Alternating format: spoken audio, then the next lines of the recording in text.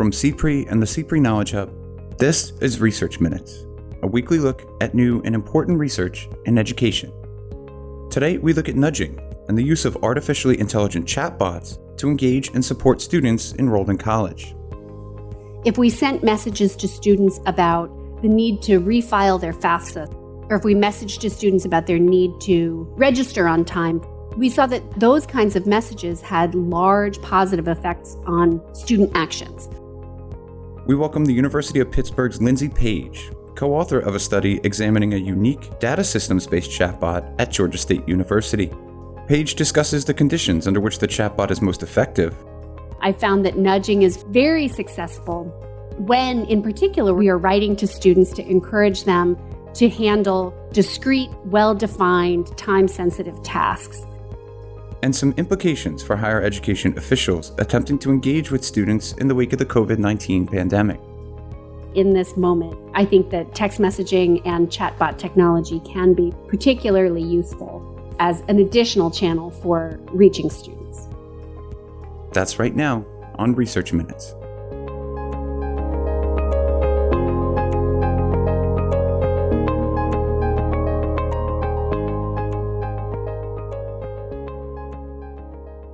Hello and welcome to Research Minutes. I'm Keith Heumiller, Managing Editor of the CPRE Knowledge Hub. Today we have the pleasure of speaking with Lindsay Page. She's an Associate Professor of Research Methodology at the University of Pittsburgh School of Education. Welcome back to the podcast, Lindsay. Thanks so much for having me. So today we're discussing your recent working paper, which was co-authored by John Ali and Hunter Gelbach, titled Conditions Under Which College Students Can Be Responsive to Nudging. It centers on a unique program offered to undergraduate students at Georgia State University in the 2018-2019 school year, and it may have some implications for higher education in the wake of the COVID-19 pandemic. But to start, could you just give us a little bit of background? What are chatbots, and what did we know about them prior to your work in this study? Sure. So this study actually builds on a prior study that we also conducted at Georgia State University. So first, thinking about chatbots in general, you see chatbots when you go onto a variety of websites. Oftentimes a little text box will pop up and ask you if you have any questions or need any help. So we can see chatbots on websites. We can also use chatbots to reach out to students and communicate to students or to communicate with anybody via text messaging. And that's what we did in collaboration with Georgia State University. So the chatbot that we implemented was a text message-based chatbot. And it's really a tool that we can use in the context of a university to reach out to students, to remind them of things that they need to be doing, and to provide them with help and guidance to navigate any tasks that we need to ask of students. So the first study that we implemented in collaboration with Georgia State University was using the chatbot to provide students with better support really before they even got to campus. So this was thinking about the period of transition between high school and college and all of the many administrative tasks that students need to navigate during that time. And so in that first study, we used a chatbot to do exactly that. We reached out to students. We reminded them of the transition tasks that they needed to be navigating. And we asked students via the chatbot if they needed help with those tools. And if students wrote back with questions, needing help, the system of communication was pre-programmed with an information bank and had an artificially intelligent component to it. So when students wrote in with a question, if the system could recognize students' question and sort of understand students' question with a high enough degree of fidelity, then the system could automatically answer a student's question rather than having to wait for a university administrator to follow up. And so it really became a tool to have another avenue of communication with students and to provide them with faster support and follow-up when they needed help with various tasks. So what was your team examining in this particular study? Were there specific elements of GSU's chatbot that were different, or were you taking a new approach to understanding how it worked and engaged with students? Yeah, that's a great question. So what is unique about the implementation of the GSU chatbot, this applies both to the the summer intervention that we had done and the intervention in this particular paper that we're talking about is that the university has really excellent data systems, really actionable data systems. And so what we were able to do, or what the university was able to do with their data systems, was really identify students, in some cases, who had particular requirements, particularly with administrative tasks. The university was able to isolate students who had to take care of specific kind of acute administrative tasks, and then use the chatbot to reach out to students to remind them, hey, you have a hold on your registration. You need to take care of that in order to formally matriculate into your classes, or you have an unpaid portion of your tuition bill. Do you need help with managing that or figuring out how to pay your bill? So one thing that I think is unique or really excellent about GSU's chatbot is not the artificially intelligent component of it, but really the data systems component of it. They were able, where possible, to use their data systems to really target outreach to students so that they could be quite specific in their messaging to students about things that students really needed to be able to do in order to maintain success and maintain their standing as students at the university. So let's jump into your findings. Those administrative processes that you were just talking about, it seems that that's where the chatbot was most effective. So could you walk us through what you learned there? Yeah, that's exactly right. So the messaging that we sent out to students, we really broke down into three primary areas. We messaged to students about these kinds of sort of time-sensitive required administrative tasks. That was the first sort of bucket of messages. The next bucket of messages related to academic supports on campus. So these were really supports that were on the periphery of the specific courses that they were taking, but reminding students of the ways in which they could get additional support academically. And then the third bucket consisted of messages focused on either ways to engage socially on campus or ways to get sort of career support on campus. So the career supports were really about things like summer job fairs, career fairs, fairs and other opportunities through the Career Services Office related to jobs and graduate school exploration and things like that. So what we generally found was that the messaging that related to the required administrative tasks had very large and positive impacts on student behavior. So for example, if we sent messages to students about the need to refile their FAFSA so that they could obtain financial aid for the next academic year, or if we messaged to students about their need to register on time for the following academic year, we saw that those kinds of messages had large positive effects on student actions. When the task was really time sensitive, and when the task was also really clear, and likely the consequences of not taking care of that task were also clear to the student.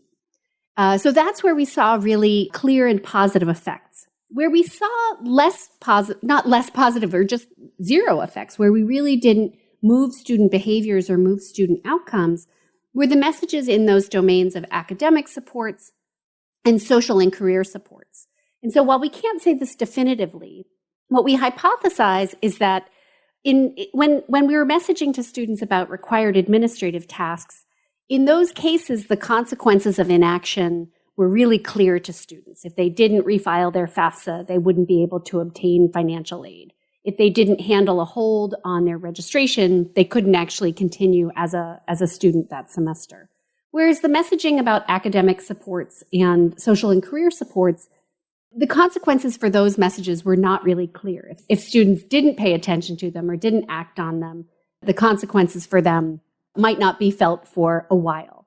And so as we think about using this kind of tool, nudging in general, chatbots more generally, we should really think about whether or not students will necessarily understand the consequences of the outreach. And if not, maybe we need to help them better understand what those consequences are in order to fully motivate them to take up what's being offered to them in the outreach. Some researchers have found that nudging, like the kind GSU was using with their chatbot here, is difficult to effectively scale to larger bodies of students. Following your work on this study, would you say that you agree, or are there elements or approaches that other institutions might be able to adopt or learn from? Yeah, that's a great question. So I think that there are a couple of things that we need to think about as we think about scaling this kind of outreach. So again, this is an observation that comes not from a single experiment where we've tested this, but really a kind of accumulated knowledge across a variety of studies. One thing that I have observed when this kind of messaging is attempted at scale is oftentimes the messenger or the ostensible messenger of the outreach, who is it that's writing to a student? Who is it that's texting a student? When we try to scale, oftentimes that who is a person or an entity that's quite disconnected from the student and their experience. So what do I mean by that? When we started testing out this kind of text-based nudging, oftentimes the ostensible sender of the message was a student's own counselor or a student's own advisor. And that's somebody who a student has a natural connection to. I think that idea of a natural connection can actually apply to a chatbot when students are receiving outreach from an entity in their college or university from whom they would expect to hear. But when that messaging all of a sudden is coming from, say, a large national organization or even the federal government, students aren't necessarily expecting to receive text-based communication from those entities. And so they might be less likely to trust and want to act on the outreach that they're getting. So I think the first thing is an issue of trust and whether students expect to receive communication from whoever it is or whatever the entity is that's writing to them. As I talked about a little bit earlier, I think we also want to think about the types of tasks or activities that we're encouraging of students and whether nudging is sort of the right thing to be doing. Phil Oriopoulos, who has also done great work in this area, would say, in some domains, if we're looking to encourage student behavior or action, maybe they need something more like a shove rather than a nudge. And so in the work that I have done, I found that nudging is very successful when, in particular, we are writing to students to encourage them to handle discrete, well-defined, time-sensitive tasks. But if we're looking to support students to, engage in things in the long run, really change their behaviors, study patterns, and routines, maybe these kinds of simple light touch reminders are not enough. This obviously wasn't a consideration during your study, but given the abrupt transition to remote learning we've seen at colleges and universities across the country this year, I'm curious if you think this kind of approach to nudging might hold some promise for student outreach as we move throughout the school year. Yeah, I definitely do. So I think the thing that I would say is, as we're moving to massive remote learning for lots of students who otherwise would have chosen to be in person, not just nudging, but I think using text messaging as an additional channel of communication, just to have another way to communicate with students and for students to communicate back to their institutions, I think is really, really helpful. I think the other thing that I would say, and that Georgia State University really appreciated about using this tool, particularly when universities had to rapidly change direction, have students very quickly move out of on-campus housing and so forth, the university found that the chatbot and text message communication was just an excellent way to communicate with students and make sure that their message was heard immediately. Of course, this might be an in-the-moment kind of thing, a few months or years from now. Text messaging or the channel of text messaging for communication may become saturated, just like email has gotten saturated. So that's something that we should look out for. But particularly in this moment, I think that text messaging and chatbot technology can be particularly useful as an additional channel for reaching students. So now for those listeners who may be hearing this podcast a year or 2 years from now, if and when colleges and universities finally fully resume traditional in-person instruction, what do you think those school leaders and other stakeholders can take away from your work here? Yeah. So I think the first thing that I would say is that, and this really backs away from chatbots as a particular tool.